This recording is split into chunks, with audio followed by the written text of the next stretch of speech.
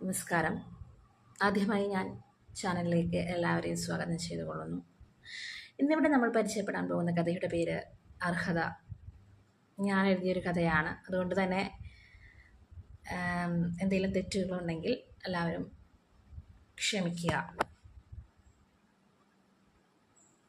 കഥ ആരംഭിക്കാം. വിരഹത്തിൻ്റെ കറുത്ത രാശികൾ അവളുടെ കൺതടങ്ങളിൽ വലയം ചെയ്തു തുടങ്ങിയിട്ട് വർഷങ്ങൾ ഒരുപാടായിരിക്കുന്നു. ആ പുണ്യനദിയുടെ ഓളങ്ങളിൽ പാപം കഴുകിക്കളയാൻ എത്തിയതായിരുന്നു അവൾ. എത്ര കഴുകിയാലും അയാൾക്കു നൽകിയ നെരിപ്പോടുകൾ ആ ഹൃദയത്തിൽ ഇരുന്നു ആറിത്തണുക്കുമോ? തൻ്റെ നെഞ്ചിലെ പശ്ചാത്താപത്തിൻ്റെ തീക്ക് ശമനമുണ്ടാകുമോ എന്നും അറിയില്ല. അയാളെ നഷ്ടപ്പെടുത്തിയ നാൾ മുതൽ ഇരുണ്ട യുഗങ്ങളിലായിരുന്നു സ്വന്തം ജീവിതത്തിൻ്റെ വെളിച്ചം അസ്തമിച്ചത്. ഇപ്പോൾ ഓരോ അടികളും മുന്നോട്ട് വയ്ക്കുമ്പോൾ സ്വന്തം ശരീരത്തിൽ പതിക്കുന്ന പ്രഭാതരശ്മികൾ വേദനിപ്പിക്കുകയാണ്. വെയിൽ താപത്തിൻ്റെ സൂചിമുനകൾ കൊണ്ട് അകവും പുറവും വിള്ളലേൽപ്പിച്ചു പോകുന്നുമുണ്ട്. തിരക്ക് കുറഞ്ഞ ഇടം നോക്കി ഇരുന്നു. കൈകൾ കൊണ്ട് മണലിൽ അയാളുടെ രൂപം വരഞ്ഞു. അവ്യക്തമായി അയാൾ പുണ്യനദിയുടെ തീരത്തെ ഏതാനും തരി മണലിൽ ചിരിച്ചുകൊണ്ടിരുന്നു. ആകാശം അയാളുടെ ചിരിക്കു മഴ നൽകി അനുഗ്രഹീതമാക്കി. അപ്രതീക്ഷിത പേമാരിയിൽ അവിടെയുള്ളവർ പരക്കം പായുകയും ചെയ്തു. പുണ്യകർമ്മങ്ങൾ ചെയ്തുകൊണ്ടിരുന്നവർ നദിയിലും മഴയിലും കണ്ണുനീരണിയുന്നു. മഴ അയാളുടെ പുഞ്ചിരി പെട്ടെന്ന് കവർന്നു കൊണ്ടുപോയി. ഒരുപാട് ആഗ്രഹമായിരുന്നു അയാളോടൊത്ത് ചേർന്നിരിക്കാൻ, ചുടുചുംബനങ്ങളിലെ തീയിൽ പൊള്ളി ചുവന്നു തൊടുക്കുവാൻ. ഓരോ ആലിംഗനവും അകലങ്ങളിലിരുന്ന് ഊട്ടിയുളർത്തിയ മോഹങ്ങൾ. ആഗ്രഹങ്ങളൊന്നും അകന്നു പോയിട്ടില്ല. അയാൾ പോയപ്പോഴും കെട്ടടങ്ങാത്ത തിരപ്പിടിച്ചിൽ പോലെ മനസ്സിൽ ഇപ്പോഴും നിറയുന്നുണ്ട്. മഴ അതിൻ്റെ വഴിക്ക് പോയി. മാനം തെളിയുമ്പോൾ മനസ്സും തെളിഞ്ഞു കണ്ട ചിലർ പുഞ്ചിരിച്ചുകൊണ്ട് കടന്നു പോകുന്നു. ഇനി തനിക്ക് പുണ്യനദിയിൽ മുങ്ങി നദിയുടെ ചെവിയിൽ ചെന്ന് മാപ്പ് പറയണം. നദിയുടെ മാറിൽ തലതല്ലിക്കരയണം. അയാൾ എവിടെയായിരുന്നാലും നൽകിയ വേദന സഹിക്കുവാനുള്ള ഹൃദയം കൊടുക്കണേയെന്ന്. പാപം ആ പുണ്യനദി ഒഴുകിക്കൊണ്ടുപോകുമോ എന്നറിയില്ല. മനസ്സിന് സമാധാനത്തിന് വേണ്ടി താനൊന്ന് മുങ്ങിന്നു വരട്ടെ, അവൾ ചിന്തിച്ചു. ഈറൻ മണ്ണിൽ പാദങ്ങളൂർ നടന്നു പോകുമ്പോൾ പുറകിൽ നിന്നും ഒരു വിളി കേട്ടുകൊണ്ട് അവൾ തിരിഞ്ഞു നോക്കി. നന്ദിനി! അപരിചിത തീരത്ത് കൺമുന്നിൽ വന്നു നിൽക്കുന്ന പരിചിത മുഖം അവളെ ഒരേ സമയം ദുഃഖവും ആനന്ദവും കൊണ്ട് സംതൃപ്തമാക്കി. അയാളുടെ സുഹൃത്തിനെ ഈശ്വരൻ തൻ്റെ മുന്നിൽ എത്തിച്ചിരിക്കുന്നു. മാപ്പ് പറച്ചിലിനുള്ള വാക്കുകൾ തന്നിൽ അവശേഷിക്കുന്നുണ്ടോ? അവൾ സ്വയം തിരഞ്ഞു. വാക്കുകൾ ഇടറുന്ന വഴിവക്കിൽ മൗനിയായി അവൾ അയാളെ നോക്കിയിരുന്നു.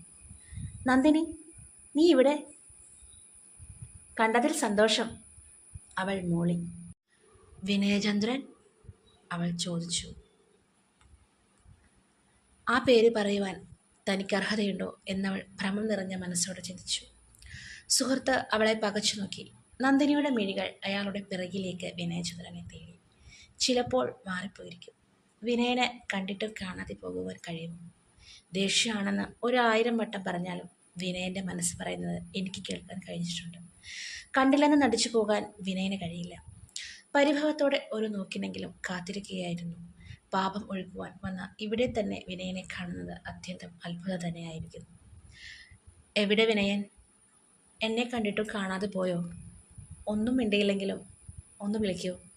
സ്നേഹിച്ചയാളെ മറന്നതുകൊണ്ടല്ല, വിധിയുടെ താലിയിൽ കീഴ്പ്പെട്ടു പോയതിനാലാണ്. അതിനു മാപ്പില്ലെന്നറിയാം. എങ്കിലും എന്നോടുള്ള ദേഷ്യത്തിൻ്റെ അഗ്നി നിറഞ്ഞ കണ്ണുകൾ ഞാനൊന്നു കാണട്ടെ. വിനയൻ്റെ സുഹൃത്തിൻ്റെ മൗനം ഹൃദയഭേദകമായി തോന്നി അവൾക്ക്. എന്താണ് ഒന്നും മിണ്ടാത്തത്? നന്ദിനിയുടെ മാനസിക നിലയ്ക്ക് തകരാറു വല്ലതും? അയാൾ ചിന്തിച്ചു. വിനയൻ എവിടെ? വിനയന് വേണ്ടിയല്ലേ ഞങ്ങളിവിടെ വന്നത്? നീയും അതിനു വേണ്ടിയല്ലേ ഇവിടെ എത്തിയത്? അയാൾക്കിപ്പോൾ മോക്ഷം കിട്ടിക്കാണും.